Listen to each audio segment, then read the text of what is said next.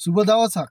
යේසුස් වහන්සේට උමනා වූ ඒ කොටලුවා මම දැම්ම නිසදෙසක් මුහුණු වැස්මේ මේක ගැන පොඩි දෙයක් මට කතා කරන්න හිතුණා. මොකක්ද දන්නවද? අපි පළවෙනි පදේ ඉඳලා පොඩ්ඩක් බලමු. කාටත් උමනා නැති වූ යේසුට උමනා වූ ඒ කොටලුවා. හරිද? කවුරුත් දන්නේ නැති ඒ යේසු දන්නා වූ ඒ කොටලුවා. දැන් අපි මේ පද දෙක පොඩ්ඩක් අරගෙන බැලුවොත් කාටත් උමනා වෙලා තිබ්බේ නැති ඇත්තටම කොටලුවක් දැනගන්න ඉන්නේ නැතුව ඇති බැඳලා තියෙනකොට සහ කවුරුත් දන්නේ නැති නමුත් යේසුස් වහන්සේ දැනගත්ත ඒ කොටලුවා යේසුස් වහන්සේ දන්නා වූ ඒ කොටලුවා මේකේ පොඩි අවුලක් තියෙනවා මැදක් කරේදී අවුල නිකන්න තමයි මම ආවේ බැඳ තබා තිබ්බත් නෑ මොර ගැසුවේ නිදහස් වනතුරු ඒ කොටලුවා බැඳලා තිබ්බා කවුරුත් වැඩක් ගත්තේ නෑ මොර ගැව්වෙත් නෑ නිදහස් වෙනතුරු ඌගේ පාඩුවේ හිටියා. ඉතින් ඔහු කවදාකවත් හිතන්නේ නැතුව ඇති මේ කොටලුවා මම නිකන් මේ නිසදෙසක් ඉඳ මේක ਵਿਚාරයක් කරන්නේ. කොටලුවා හිතන්නේ නැතුව ඇති කවදාකවත් මේ මැවුම්කාරයාණන් ඔහුව රැගෙන පාවිච්චි කරයි කියලා. මැවුම්කාරයාණන් යේසුස් වහන්සේ උපිට යයි කියලා. ඔහු හිතන්නේ නැතුව ඇති. ඒකින්ද තමයි කියන්නේ බැඳ තබා තිබ්බත් නෑ මොර ගැසුවේ නිදහස් වනතුරු ඒ කොටලුවත් දැන නොසිටි අය පැමිණ ලිව්වා ඒ කොටලුවා අපි හිතන්නේ සමහර වෙලාවට අපි හිතනවා දෙයකට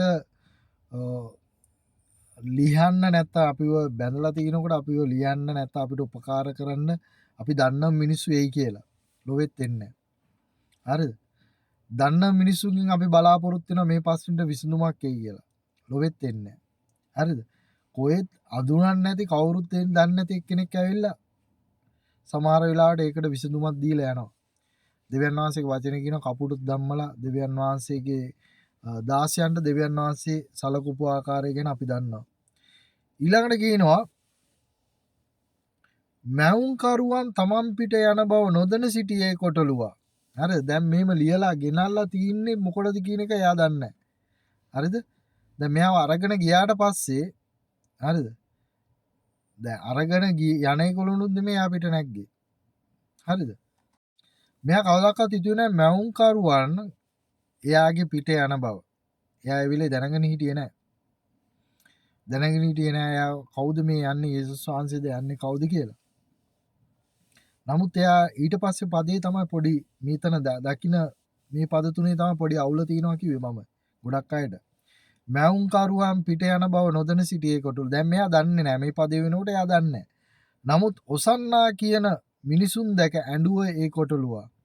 දැන් මෙයා දැනගන්න යනවා ඔසන්නා කියලා කියනකොට මිනිසුන් කියනකොට මෙයා දැනගන්න යනවා මට නම් කවුරු කවදාවත් මේ ඔසන්නා කියන සීන් එකක් මට මේ විදියට උපකාරක මේ විදියට මේ වගේ මම යනකොට ගල් ගැව්වා මිසක් මම යනකොට ඇවිල්ලා කෙල ගැව්වා මිසක් මම යනකොට මාව අල්ලගෙන වැඩ ගත්තා මිසක් මට මේ සෙනඟ දෙපැත්තේ ඉඳගෙන ප්‍රශංසා කරපු සීන් එකක් නම් තිබ්බේ නැහැ.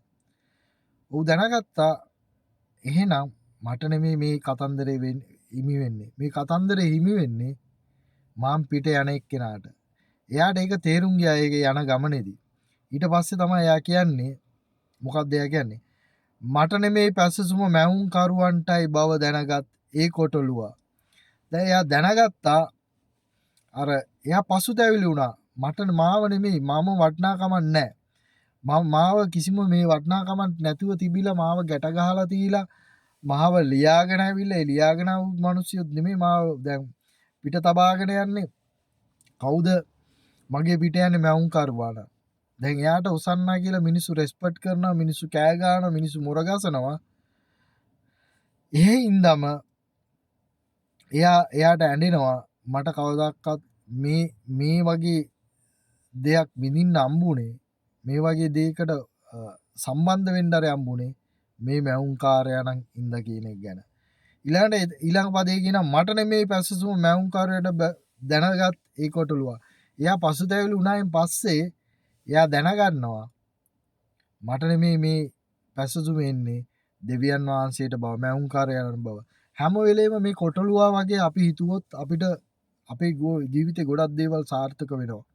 මම එහෙම කියන්නේ අපිට මහිමේ ප්‍රශංසාව ලැබෙනකොට අපි ඒක හරවලා දෙවියන් වහන්සේට යවුවේ නැත්තම් අපි ඇත්තටම කොටලුවට තියෙන මොලේවක්වත් අපිට නැති වෙනවා. හරිද? ඒ හින්දා අපි දැනගත යුතු වෙනවා මට නෙමේ පැසසුම මැවුම්කාරුවන්ටයි බව දැනගත් ඒ කොටලුවා. ඒකින්ද කොටලුවෙක්ට තරම්වක්වත් අපිට මොලයක් තියෙන්න ඕනේ. මොකද මැහුම්කරුවා නම් බව දැනගෙන අපේ ජීවිතේ වෙන්නා හැම දෙයකටම දෙවියන් වහන්සේට ස්තුති දීලා දෙවියන් වහන්සේට ඒ ප්‍රශංසාව යන්න. ඊළඟ පදේ කියනවා මැවුම්කරුව දරාගෙන ගමන ගියේ ඒ කොටලුවා. මැවුම්කරුව දරාගෙන ඒ ගමන ගිය ඒ කොටලුවා. මැවුම්කරුවාණන් වහන්සේව දරාගෙන මේ ගමන යන්න තමයි අද දවසේ ඔබවත් මාවත් ගෙනල්ලා තියෙන්නේ. ඉතින් ඒ කොටලුවා ඒ ගමන ගියා. ඒ විතර නෙමෙයි මේ පදේ කියනවා ඔබටයි මටයි ඉගැන්වුවේ ඒ ගමන යන්න ඒ කොටලුවා. කිසිම වැදගත්කමක් නැති කොයිය තිබ්බ බැඳලා තිබ්බ අපිව දෙවියන් වහන්සේ උමනයි කියලා අපිව ගෙනල්වා. ස්වල්ප දෙනෙක්කින් තෝරාගත්ත දෙවියන් වහන්සේ අපිව ගෙනල්ලා අපිව බැඳ තබලා මිනිස්සු බැඳ තබන්න ඇති මිනිස්සු අයින් කරන්න ඇති ලැජ්ජ කරන්න ඇති වැඩක් නැහැ කියලා අයින් කරන්න ඇති මිනිස්සු පාගන්න ඇති එහෙම බැඳලා තිබ්බ කොටලුවෝ වගේ අපි ඔක්කොම දෙවියන් වහන්සේ ගෙනල්ලා එක එක තැන් වලින් ගෙනල්ලා එක එක කෙනාගේ එක එක සබ්ජෙක්ට් වෙනස් එක එක තැන් වලින් ගෙනල්ලා මොනවාද කරේ උන්වහන්සේ අප පිට යනවා දැන් උන්වහන්සේට මේ අපේ ජීවිතය තුළ වෙන්නා වූ යහපත් දේවල් වලින් ඒ පැසසුම අපිට ලැබෙනකොට දෙවියන් වහන්සේට තමයි පැසසුම යන්නේ.